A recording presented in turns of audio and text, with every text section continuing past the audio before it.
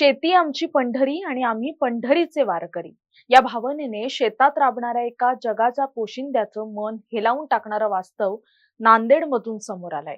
बैलजोडी घेण्याचं स्वप्न अपूर्ण राहिलं, पण जिद्द हरली नाही. कंधार तालुक्यातील बामणी येथील शेतकरी बालाजी शिराळे आणि त्यांच्या पत्नीने बैलजोडी नसल्यामुळे स्वतःचं बैलासारखं कष्ट करत शेताची कोळपणी सुरू केली आहे. पती कोळप ओढतोय तर पत्नी त्याला दिशा देतीये. कलियुगातील या जोडप्याची जिद्द पाहून अनेकांचे डोळे पाणावलेत. पण कोट्यावधींच्या योजना जाहीर करणाऱ्या सरकारची मदत या शेवटच्या घटकापर्यंत पोहोचणार का, हाच मोठा प्रश्न आहे. पाहुयात हे शेतकरी जोडपं काय म्हणताय. माझं नाव बालाजी बाबाराव शिराळे, राहणार बामणी, तालुका कंधार, जिल्हा नांदेड. मला गरिबीमुळे हे परिस्थिती, आपलं बैलजोडी नाही आपल्याकडे.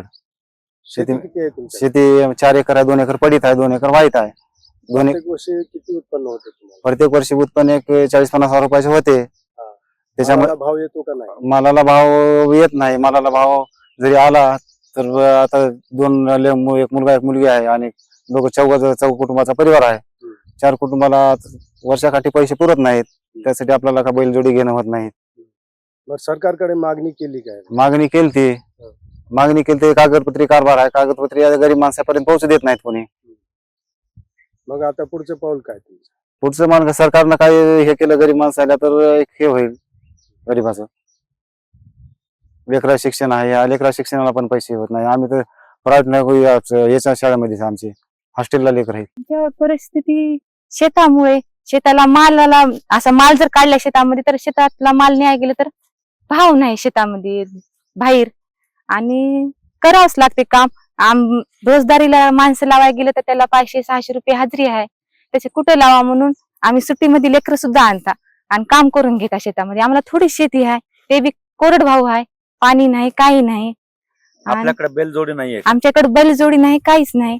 आम्ही शेतात याच्यात हातानच करता, दुंडते हाणता आम्ही. आमचा नवरा घेतली होती, खंदारला गेलत्या. खंदारला गेले की साहेब लोक म्हणतात रविवारी या, रविवारी सोमवारी या, असे वार देतात. आम्हाला त्याच्यासाठी कटाळा येते जायचा याचा, वाहनाची सोय नको, गेली तर एसटीला. शेतातली कामं तसेच राहतात. त्याच्यासाठी आम्ही मग शेतातच हातानच काम करून घेता. ही तुमची नव्हते आम्ही कधी बी गेल्या नाही. आता आम्ही इथून मोरी जाता आणि सरला सांगता आमची गरिबी, त्यांनी आम्हाला देवावे ही त्याला विनंती आहे.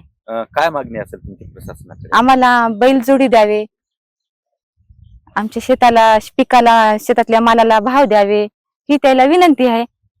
आम्ही खूप कष्ट करता पण आमच्या मालाला भाव भेटत नाही.